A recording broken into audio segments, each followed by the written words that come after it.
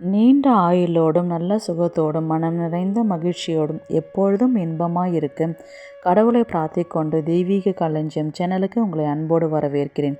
ஆன்மீக அன்பர்கள் அனைவருக்கும் என் பணிவான வணக்கத்தை சொல்லிக்கொண்டு இந்த பதிவினை தொடங்கலாம் வாங்க. நம்ம சேனலை இப்போ தான் ஃபஸ்ட் டைம் பார்க்குறீங்கன்னா ப்ளீஸ் சப்ஸ்கிரைப் பண்ணிக்கோங்க. நான் போடுற பதிவுகள் உடனுக்குடன் உங்களை வந்து சேரும். அதன் மூலம் நீங்கள் கேட்டு பயன்பெறுவீர்கள். இன்றைக்கி நம்ம சேனலில் என்ன பார்க்க போகிறோன்னு பார்த்தீங்கன்னா, வைகுண்ட ஏகாதசி பற்றிய சிறப்புகள், அதை பற்றி விரிவான பதிவுகள் தான் நம்ம தெரிஞ்சுக்க போகிறோம். வாங்க வீடியோக்குள்ளே போகலாம். மார்கழி மாதம் என்றாலே அது பெருமாளுக்குரியது. அப்படிப்பட்ட மார்கழியில் முக்கியமானது வைகுண்ட ஏகாதசி. அன்றைய நாளில் விரதமிருந்து கண் விழித்து பெருமாளை தரிசனம் செய்வது சிறப்பு. வைகுண்ட ஏகாதசி 2023ஆம் ஆண்டு டிசம்பர் 23ஆம் தேதி கொண்டாடப்பட உள்ளது. மார்கழியில் ஆண்டுதோறும் வளர்பிறை 11வது நாள் வைகுண்ட ஏகாதசி கொண்டாடப்படுகின்றது. ஏகாதசி அன்று நடைபெறும் சொர்க்கவாசல் திறப்பு மிகவும் முக்கியம் வாய்ந்ததாக கருதப்படுகின்றது. பெருமாள் கோவில்களில் சொர்க்கவாசல் வழியாக எழுந்தருளி தரிசனம் கொடுக்க பக்தர்கள் அதே சொர்க்கவாசல் வழியாக சென்று பெருமாளை வணங்குவது மிகவும் சிறப்பு. அப்படி செய்வதால் நமக்கு மோட்சம் கிடைப்பதோடு நிச்சயம் வைகுண்டத்தில் இடம் கிடைக்கும் என்பது ஐதீகம். பெருமாள் கூறிய விரதங்களிலே மிகவும் உன்னதமான விரதம் ஏகாதசி விரதம். ஒரு வருடத்தில் 24 அல்லது 25 ஏகாதசி திதி வருகின்றன. ஆனால் எல்லோராலும் இது கடைபிடிக்க முடியாது. ஆனால் ஒரு முறையாவது ஏகாதசி விரதம் இருக்க வேண்டும் என்று நினைப்பவர்கள் வைகுண்ட ஏகாதசி தேர்ந்தெடுப்பது மிகவும் சிறப்பு. வருடத்தின் ஒவ்வொரு ஏகாதசிக்கும் ஒரு பெயர் உண்டு. அந்த வகையில் மார்கழி மாதத்தில் வரும் ஏகாதசியை மோட்ச ஏகாதசி என்கின்றோம். இந்த நாள் எவர் ஒருவர் விரதம் இருந்து பெருமாளை வழிபடுகின்றார்களோ அவர்களின் பாவங்கள் அனைத்தும் நீக்குவதுடன் மோட்சம் கிடைக்கும் என்பது நம்பிக்கை. மாதங்களில் நான் மார்கழியாக இருப்பேன் என்று பகவத்கீதையில் ஸ்ரீ கிருஷ்ண பரமாத்மா குறிப்பிட்டுள்ளார். ஏகாதசி திதி ஆரம்பிக்கும் நேரம் பார்த்திங்கன்னா டிசம்பர் 22ஆம் தேதி காலையில் 8:17 மணிக்கு ஆரம்பமாகின்றது. ஏகாதசி முடியும் நேரம் பார்த்திங்கன்னா டிசம்பர் 23 அன்று காலை 7:12 AM காலையில் முடிவடைகின்றது. ஏகாதசி உருவான கதையை நம்ம சின்னதாக ஷார்ட்டாக சீக்கிரமாக பார்த்து அதை தெரிஞ்சுக்கலாம். ஏகாதசி பற்றி நிறைய கதைகள் உள்ளன. அவற்றுள் ஒன்று தான் நம்ம இப்போ ஷார்ட்டாக பார்க்க போகிறோம். முரண் என்னும் அரக்கன் இருக்கின்றான். முனிவர்கள் தேவர்கள் அனைவரையும் மிகுந்த தொல்லைகள் கொடுத்து வருகின்றான். இந்த விஷயம் மகாவிஷ்ணுவிற்கு தெரிய வருகிறது. முரணுக்கும் விஷ்ணுவிற்கும் கடுமையான போர் நடக்கின்றது. தொடர்ந்து 1000 ஆண்டுகள் நீடிக்கின்றது. மிகவும் களைப்படைந்த விஷ்ணு பகவான் ஓய்வில் இருக்கும் பொழுது பகவானிடமிருந்து வந்த சக்தியானது ஒரு பெண் வடிவில் அந்த அசுரனை நெருங்கிய வேளையில் வெளிப்பட்ட ஓங்காரமே அசுரனை எரித்து சாம்பலாகியது. இந்த நிலையில் எழுந்தருளிய விஷ்ணு பகவான் ஏகாதசி விரதம் எவர் ஒருவர் இருக்கின்றார்களோ அவர்கள் முக்தி அடைந்து மோட்சம் கிட்டும் என்பது இந்த கதையினுடைய அர்த்தம். விரத முறை பற்றி பார்க்கலாம். ஏகாதசி திருநாளில் அதிகாலையில் எழுந்து குளித்து தினந்தோறும் செய்யும் பூஜைகள் மற்றும் அனுஷ்டானங்களை நிறைவேற்றிவிட்டு மகாவிஷ்ணுவை மனதில் நிறுத்தி வழிபட வேண்டும். ஏகாதசி விரதம் இருக்க விரும்புவோர்கள் ஏகாதசிக்கு முதல் நாளான தசமி அன்று ஒருவேளை உணவு மட்டுமே உண்ண வேண்டும். அடுத்த நாள் ஏகாதசி அன்று முழு நாளும் விரதம் இருந்து விஷ்ணு பகவானை நினைத்து தியானிக்க வேண்டும். ஏகாதசி அன்று விரதம் இருந்து விஷ்ணு சகஸ்ர நாமம் படிப்பது புண்ணியம் தரும். மறுபிறவி என்பதே கிடையாது என சாஸ்திரங்கள் சொல்லுகின்றன.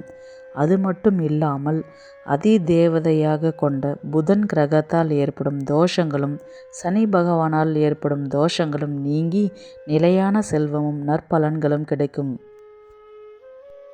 ஏகாதசி நாட்களில் இரவில் கண் விழித்து விஷ்ணு நாமங்களை பாராயணம் செய்ய வேண்டும். துவாதசி அன்று பகலிலும் தூங்கக்கூடாது.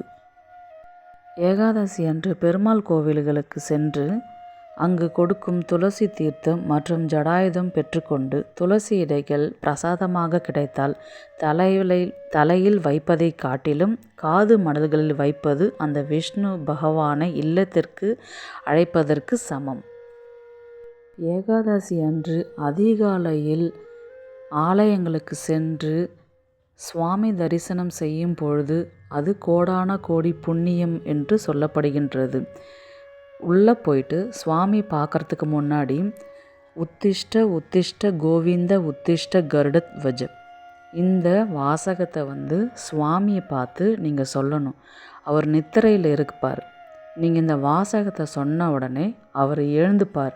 முழிச்சு நம்மளை ஒருத்தவங்களை எழுப்பினா அவங்கள பார்த்து நம்ம பேசுவோம் இல்லைங்களா, அந்த மாதிரி தான். அந்த மாதிரி நீங்கள் அந்த வாசகத்தை சொல்லிவிட்டு சுவாமிகிட்ட உங்களுடைய குறைகளை சொல்லும்பொழுது கண்டிப்பாக நம்மளை எழுப்பி ஒருத்தங்க கஷ்டத்தை சொல்கிறாங்கன்னும்போது அவர் அந்த கஷ்டத்தை நிவர்த்தி செய்வார் அப்படின்றது ஐதீகம். துவாதசி அன்று விஷ்ணுவின் நாமத்தை சொல்லியபடி துளசி தீர்த்தத்தை அருந்தி விரதத்தை முடித்து கொள்ளலாம். நெய்வேத்தியம் பார்த்திங்கன்னா மகாவிஷ்ணுவிற்கு துளசி, நெல்லிக்கனி, அவல் நெய்வேத்தியமாக படைத்து வழிபடலாம்.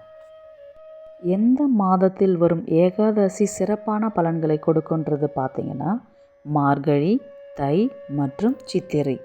இந்த மாதத்தில் வர ஏகாதசி விரதம் இருப்பவர்களுக்கு பாவங்கள் அனைத்தும் போகும்ன்றது சொல்கிறாங்க.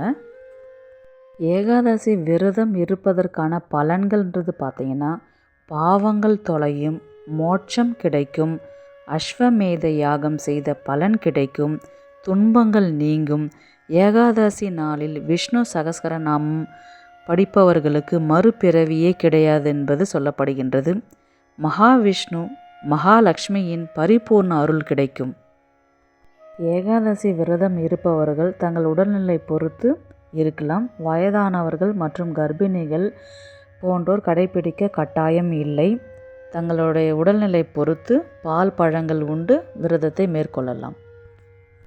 ஏகாதசி அன்று கோவிலுக்கு போக முடியாதவங்க பார்த்திங்கன்னா சொர்க்கவாசல் திறக்கக்கூடிய நிகழ்ச்சியில் கலந்து கொள்ள முடியலன்னா வீட்டிலே அதிகாலையில் 4 மணிலேருந்து 6 மணிக்குள்ளார குளிச்சுட்டு பூஜை அறையில் பெருமாள் படத்திற்கு துளசி மாலைகளை போட்டு விளக்கேற்றி வைத்து விரதத்தை தொடங்கலாம்.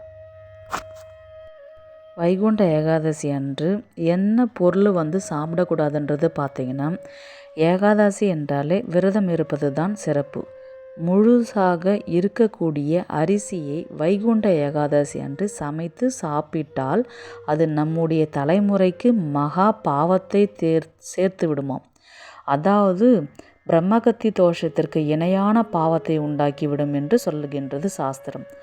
உங்களால் உணவு எதுவுமே சாப்பிடாமல் விரதம் இருப்பது முடியாத காரியம் என்றால் அவல், ரவை, சப்பாத்தி, உப்மா அந்த மாதிரி சாப்பிட்லாம்.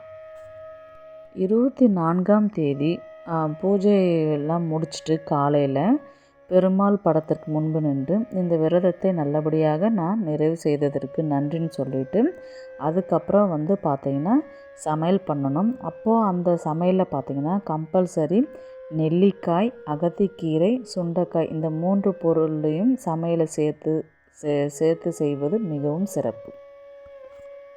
இந்த வீடியோ உங்களுக்கு பிடிச்சிருக்குன்னு நான் நினைக்கிறேன். உன்னுள் என்னை நிரப்பு, நீ என்ன சுமை தாங்கியா, துக்கத்தை ஏன் சுமக்கிறாய், உன்னுள் என்னை நிரப்பு, துக்கம் தூர ஓடும், செய்வாயா செய்துதான் பாரேன் என்ற வரிகளோடு இந்த பதிவினை நிறைவு செய்து கொள்கிறேன். உங்களிடமிருந்து விடைபெறுவது உங்கள் புனிதவதி.